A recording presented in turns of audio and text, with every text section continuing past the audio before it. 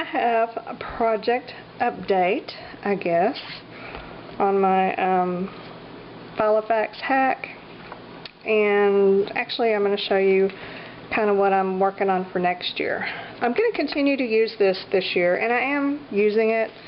You know, I don't use it a lot because I don't have a lot to use it for, but I am using it, and it is actually helping me to see what works and what doesn't. So that helps a lot in knowing what I want for next year. And what I'm going to do for next year, or this is my plan so far, is I'm going to use Marianne Kensington's idea. You need to just run over to her channel and check out her videos. She has some of the best videos on journaling, and also on making junk journals, and on making your own planner. And so I kind of watched her videos and started following her guidelines a little bit, and I used a composition book, and I just covered it in a scrap paper that I had, you know, so it's got room to be decorated. And this is the kind that has the grid sheets. I chose that one, and I'll show you why in a minute.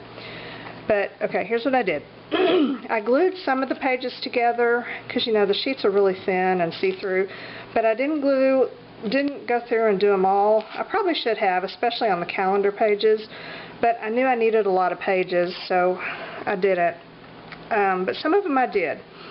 And what I've got going on here, this is a little plastic envelope pouchy thing that I will use for my pens.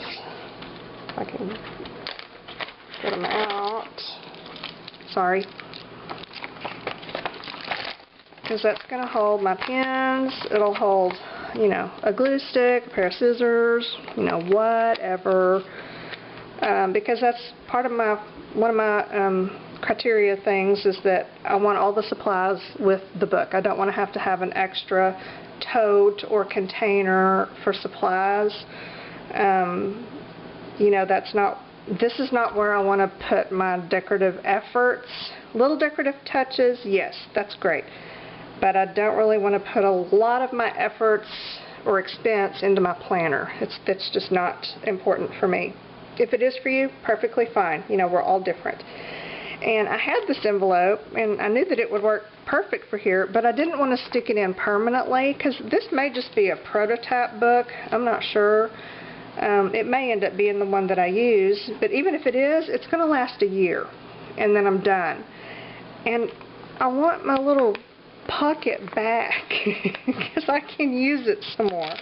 So I put some Velcro down so that when I'm done, I can peel that sucker off and stick it into something else. I didn't want to commit to using it here forever.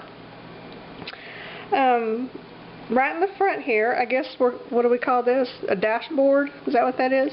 I didn't have one of those clear acetate sheets that I see everyone using, so what I used was a sheet protector like this.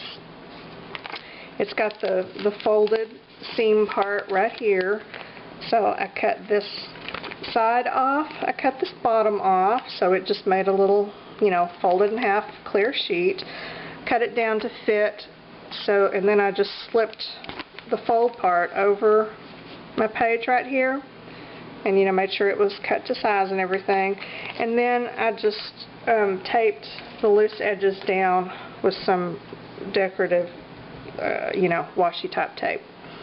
So what that did was make me a nice slick surface where I could stick things on. You know, these are just extra little pieces of washi tape I could stick on there. But it also made a pocket where you can put little somethings in there. And see, there's a pocket back here. You can slip your somethings.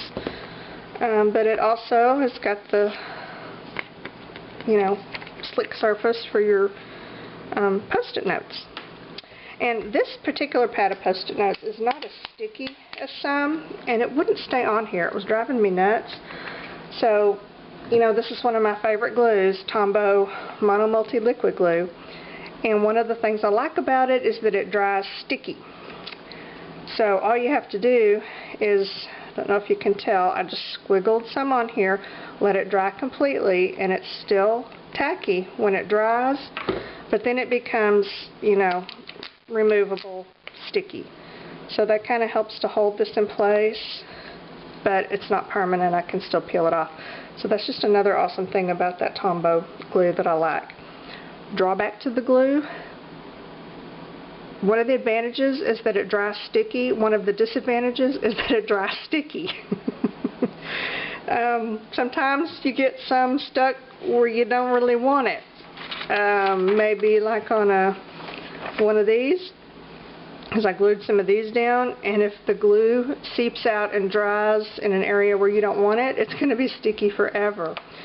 So you can pick you up one of these things at the craft store. Sometimes they have them over with the erasers. Sometimes they have them with the glues. This one I got at Hobby Lobby just recently, and it was over there with the Xyron machines, you know, with make the sticker pages, because you can use it to remove the Xyron sticky residue. But it's great because if your sticky glue dries, it works on some tapes too. You just rub it off with this, and it will take off that excess glue, which always comes with a dirty fingerprint. I don't care how hard you try, but if you have excess glue, you're going to get a dirty fingerprint on it. It's like a Murphy's Law thing. But this takes it off really well. I've never had it goober up my paper like a regular eraser can do, and it works great. But on those occasions where it's just maybe a little bit, for some reason I can't get it off of there, if your paper is really, really glossy, this can end up leaving a little mark on it. So this might not be the best choice. In that situation, I keep a little tin with some, this is cornstarch powder. It's like, it may be baby powder, but it smells more. I bet it's shower to shower with cornstarch. I bet that's what it is. Any kind of body powder, baby powder with cornstarch. And then if you have a little sticky glue blob that is sticking to everything and you want to stop that, I just take my little brush and dab it on the glue, and then the powder sticks to it so that nothing else will. And this usually does a pretty good job at not only eliminating the sticky, but it doesn't show up on your paper either. So there's your two little tips for the day. Okay, back to glue. This was my little dashboard thing that I looked at other people's planners and saw that they had them, so I figured I needed them. And one thing that I do need is, I am a list maker. I do make lists, but I don't want my list to be bound into my date book, because then when I'm ready to take my list with me shopping, I'm going to have to schlep the whole book with me. I don't want that. I just want to take my list.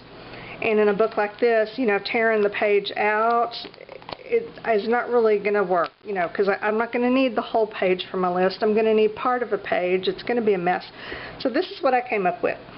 I got just a handful of random notepads, small papers from notepads, from my whole junk collection, and I covered a couple of glued together pages of my composition book, glued them together and covered them with some scrapbook paper. These are all scrapbook papers that I don't particularly care for or that I'm tired of. I just stuck them in here to, you know, see if this was going to work. That's why they don't really match or make sense. And then I used these, and I had some square ones I used in my other planner, but these came with it. I got them off a clearance rack somewhere, and I think that they're supposed to be photo mats, you know, for your mini album or whatever, and you put a photograph on it. Okay, I don't need it for that, but I got them for cheap, so you know, that's why I bought them, and never really knew what to do with them until now. And I found that if I fold them, you know, in half this way, and then I put a little glue right there on either side of the fold, and then just right here on the edge, not too far in, just right there, then that makes a perfect little pouch. See? Perfect just to hold your little note papers in place. and it's working great. I really like it. So I have my little sheets here for my lists, and then on the other side, you know, this is the same thing folded over. I've got some bigger pieces of paper for, you know, big lists.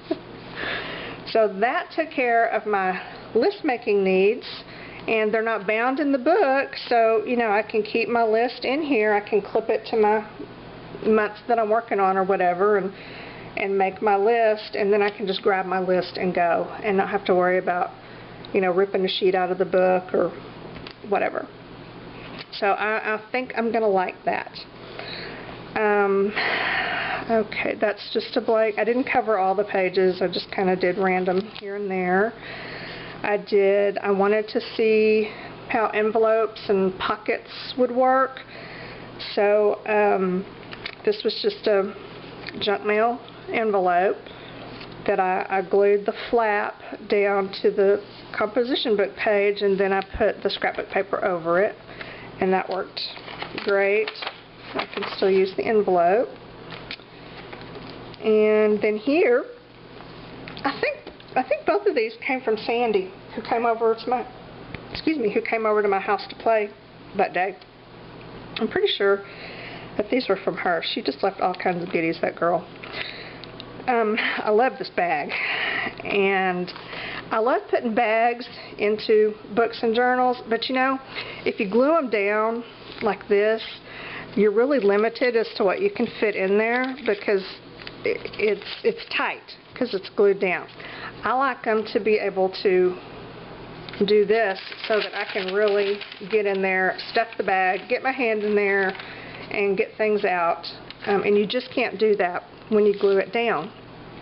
So instead, what I did was just laid a piece of washi tape across the end of the bag, and you know, it's not all the way at the end of the page. There's some of the page right there.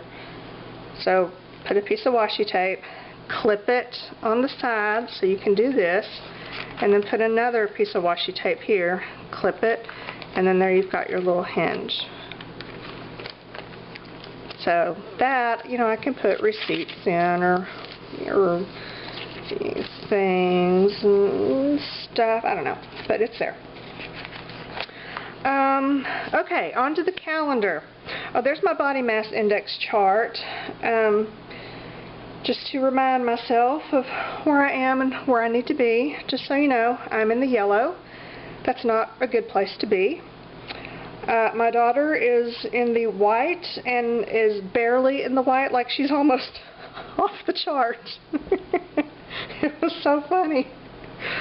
So, yeah, there we are. And so that's a little reminder there. For my calendar, I knew what I needed was a month on 2 pages.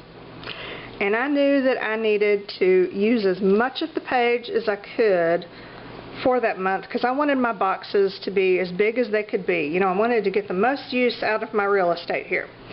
Printing stuff out was not really working for me because, you know, it's going to print out to the size of the sheet of paper, and it was, you know, on the long sheets it was too squishy this way, and on the 8.5 by 11, you know, they only come to about there, so that wasn't working.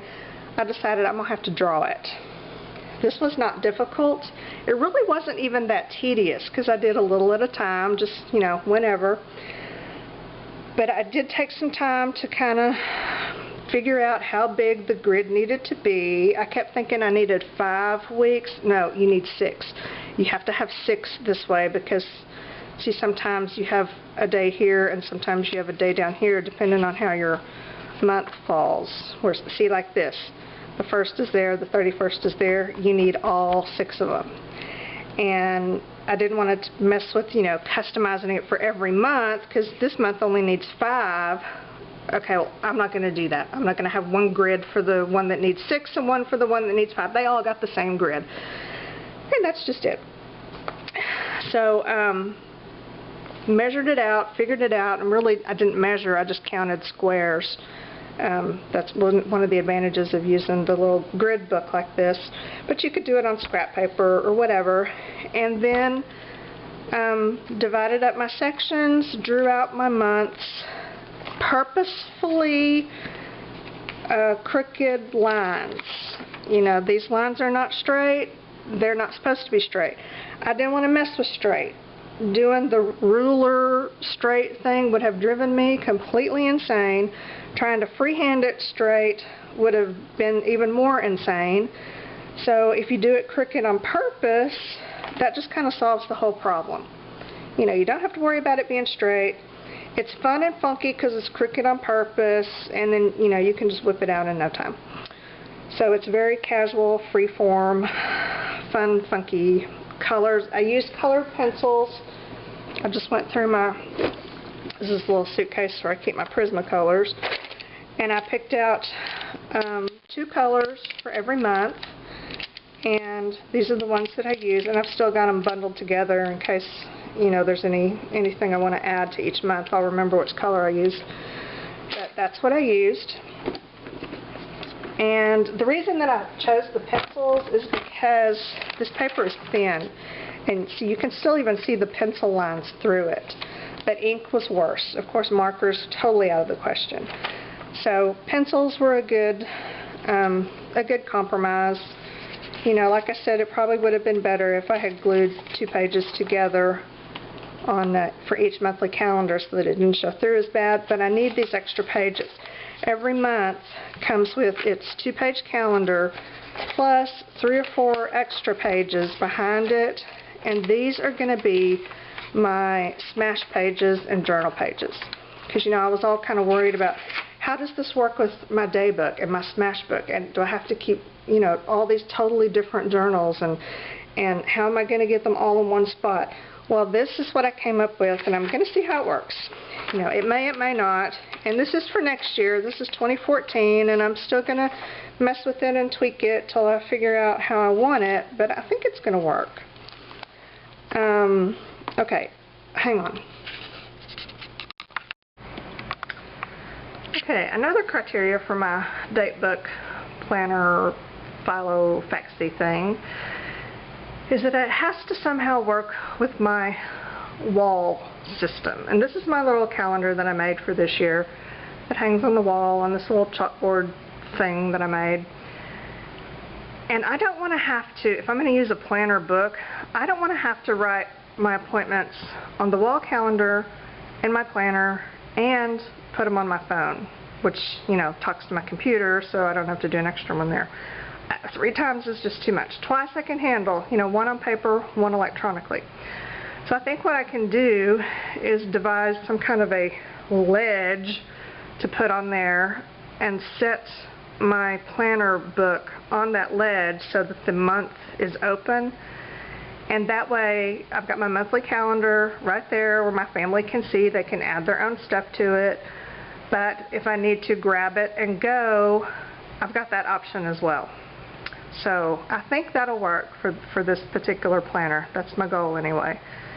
And so anyway, that was an important part, because I don't want to have to do the record it 3 times thing. That's just ridiculous and extremely inefficient. And this is the little table. That's my bill paying station. And I keep the calendar right above it. And usually on that chalkboard we write our Wi-Fi name and password so that house guests can log into our Wi-Fi. So that's what that is. Let's go back over to the table now.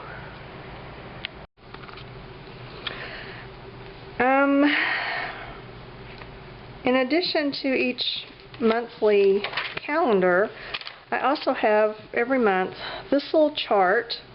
It's kind of hard to see because, you know, you can see the calendar through it, but I think it's going to work out. This is a daily kind of a record thing for my workout routine. And because I have been going to the gym, although I've been going only kind of off and on for the last couple of months, because every time I go I get sick. I don't know what that's all about. It happened again this past weekend. I got sick. I don't know. Anyway, my body must be rebelling against the gym. But if I can get it to cooperate, I wanted a place to record what I'm doing there so that I can see it progress, because, you know, that's helpful. So every month, right before the monthly calendar, I have this little thing, and like this is for the month of May, and this is the days of the week: Monday, Tuesday, Wednesday, Thursday, Friday, Saturday, Sunday. Week 1, 2, 3, 4 of the month. That's, loosely. This doesn't have to be exact. And then I have each day divided into 2 sections. One for cardio, one for strength. I don't do both every day. Sometimes it's one or the other. But I wanted a place to write it down so I could see what I was doing. So I have cardio right here, so I can write down which machine I used, the time that I spent on it, and the distance that I went. And then for strength, I can write down, which machines or which body area I worked on, the time I spent, or the reps that I did. So I don't know if I will use it like I think that I will, like I hope that I will, but I'm going to try, and I'm just going to see how this format works. I don't know. It may not, but that's what this whole book is kind of a try it and see thing.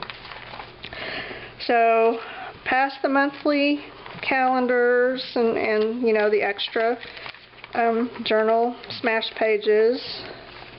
At the end, I even left some extra pages after December in case I thought of something else I needed. I have a 2014 yearly calendar right here because, sometimes you need to see which day falls on which date and all that, so I've got that. And then my sheets to log my passwords in because I forget. And then my directions because I'm very directionally challenged. And if I only go someplace like once every month or so, I forget from one time to the next how to get there, so I have to write it down. And then I thought, oh, I'll decorate it. I'll use some tapes and decorate it. Okay, that's as far as I got, and decided that was just tedious and not fun. So I quit. That's as far as I got with that. And then I have some extra pages for stuff. And I can put another pocket or envelope on the back if I need it. So there is my 2014 Filofax hack thing that I'm kind of working on, still tweaking.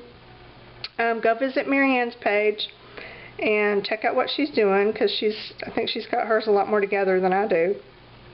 And we'll just see how this goes. If I make changes or, change my mind, which I'm likely to do, I will keep you updated. So for now, the end.